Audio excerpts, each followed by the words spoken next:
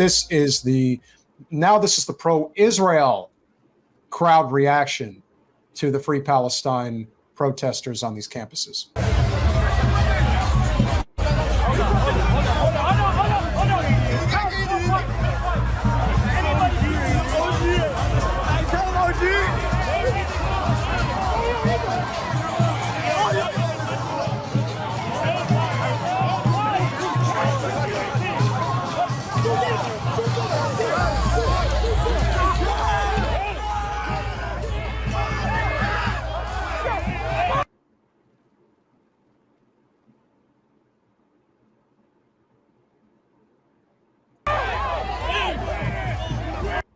I'm sorry, as somebody who's Irish, I would love for some dude like that to try that shit with me.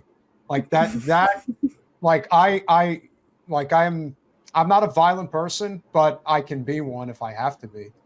And they're very much they got a lot of courage when they've got a lot of their own around them. But they're not very courageous when it's just them by themselves. Right. They are, I think, emboldened when they are part of a group, for sure.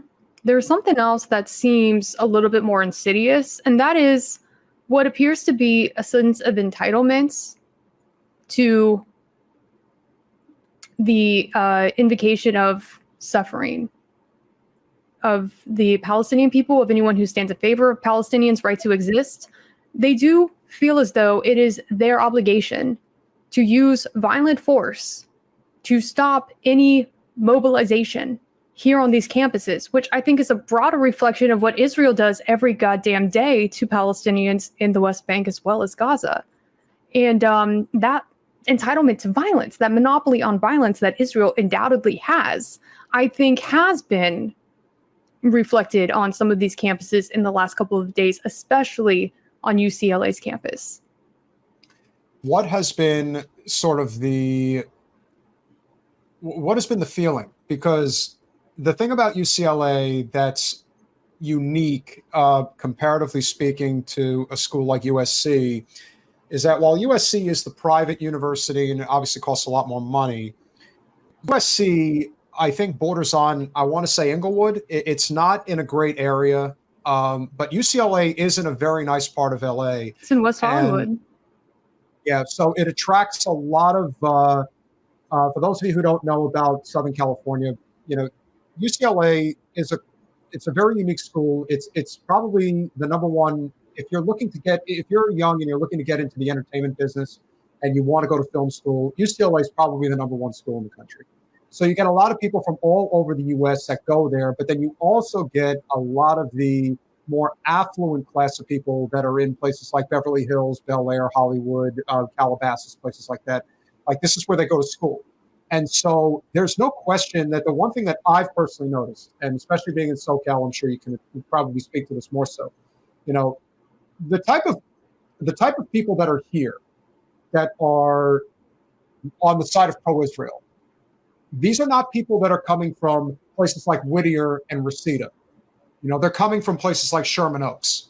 That's where they're coming from.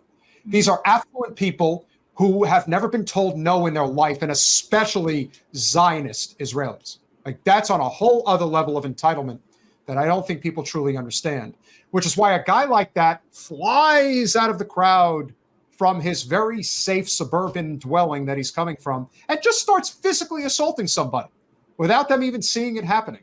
Because I guess in their mind, their attitude is, well, no one's going to touch me. No one's going to put me in my place. I get to do whatever the hell I want.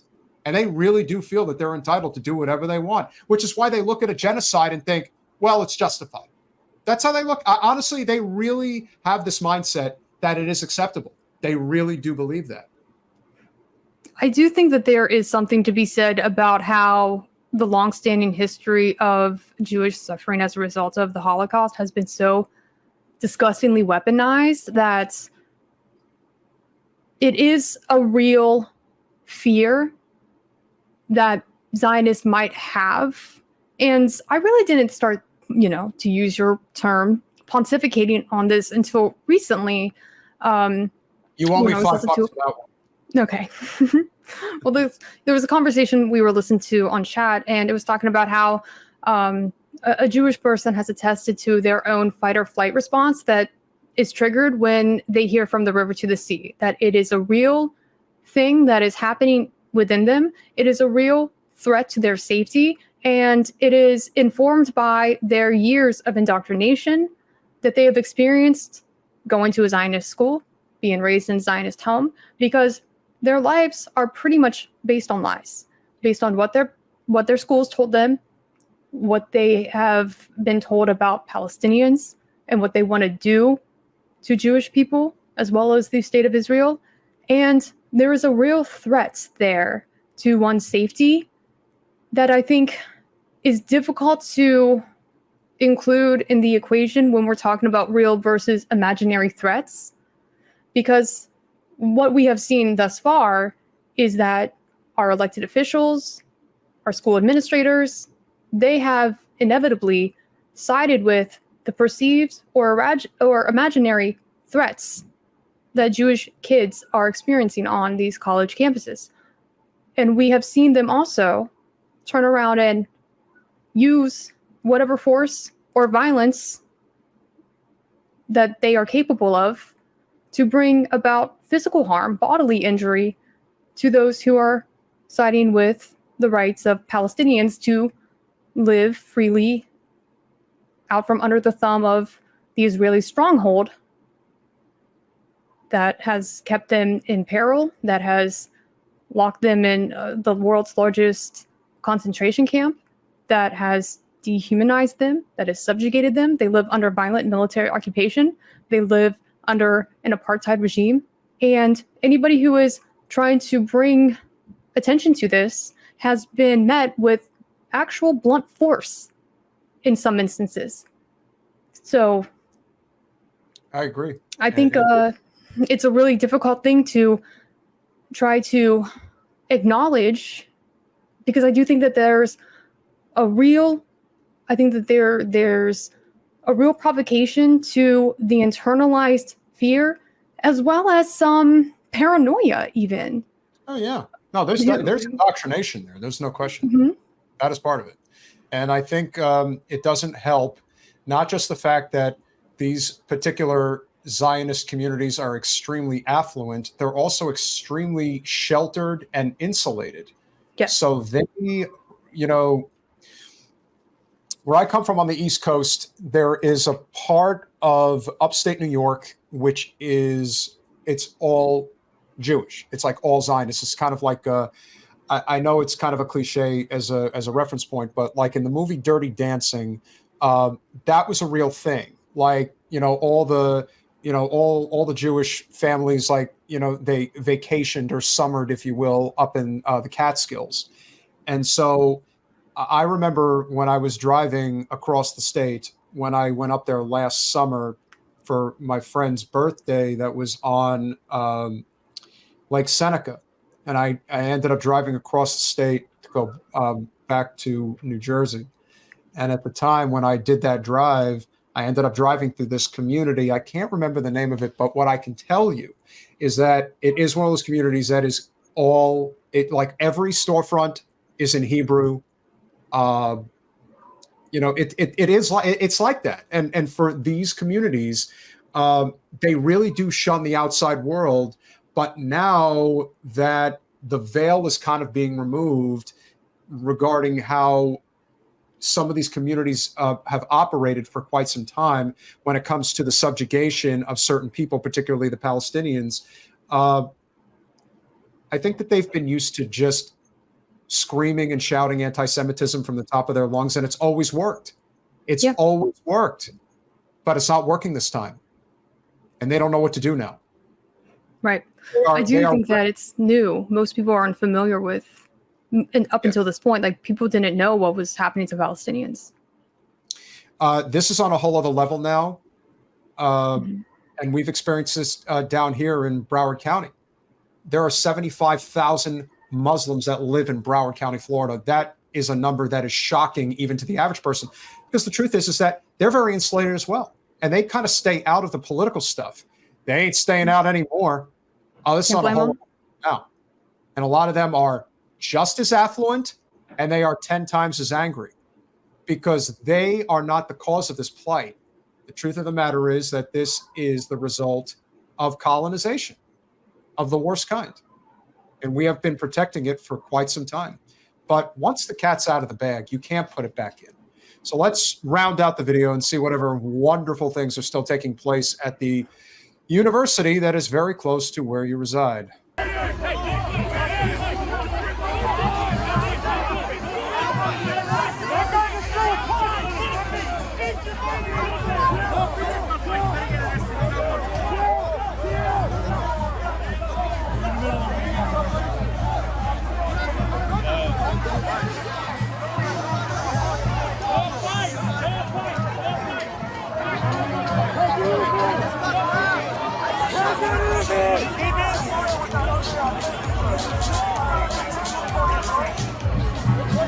Take it easy, take it easy.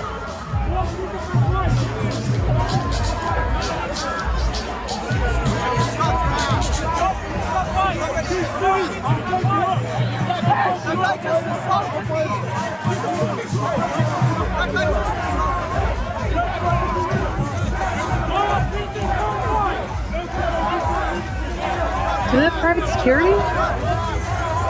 This is kind of an interesting situation because it doesn't look like that. If you look at all of these burly guys, like this guy's got an Israel shirt on, and the other guy had the dog tag on with "Bring Them Home." Yeah, it looks like the private security. Maybe. It wouldn't surprise me. But then again, at this point, nothing is surprising because, again, like I said, and this is what I've always maintained, and this is why I'm a huge advocate for labor, this is a class war, nothing more. Because there is a significant portion of the Jewish population that does not agree with this. They are not in favor of this. And a lot of it does fall on class lines. The more affluent you tend to fall, the more in favor of Israel and what they're doing. Whether you agree with what they're doing or not, more or less, you either do agree with it or you're not willing to fight against it because in your eyes, it's like, well, this is what we have to do to have our Jewish state because where else would we go? It's so the logic has just been completely tossed out the window at this point. I don't know who they think they're going to appeal to, but every day that goes by, I feel like they lose more and more support, that there's more and more people that are looking the other way, right, or are just going to eventually go to the side of where the Palestinians are, because you can't ignore the violence. And if what's going on in the campuses are bad now, and everyone talks about the fact that school is ending in the next few weeks, what's going to happen when they have the Democratic National Convention in Chicago? I mean, really, it is like 1968 all over again. And a little caveat that I will now announce on the show that a lot of you people out there are not aware of, but the Democratic Party of Florida is having their state convention this weekend in Orlando, Florida. And you want to know who the keynote speakers of the event is? One of them is AIPAC? Rick Wilson. Who'd you say? Is that like a representative from AIPAC? AIPAC? Oh, we'll get to that. One of them is Rick Wilson, who was one of the biggest GOP operatives for the longest time. And Islamophobic as fuck. Oh, God, yeah. Just look back at his old tweets. My God, he's a bastard. But that's just the appetizer. The entree is John Fetterman. This is who they AIPAC. got. Cool. This is who they got. Of all the people in the United States, I even said to the people in PDA, Alan Minsky's people, I even said, why don't you just have Wasserman Schultz be the keynote speaker if you're going to get Fetterman? Like, why even bother? Why don't you just have her?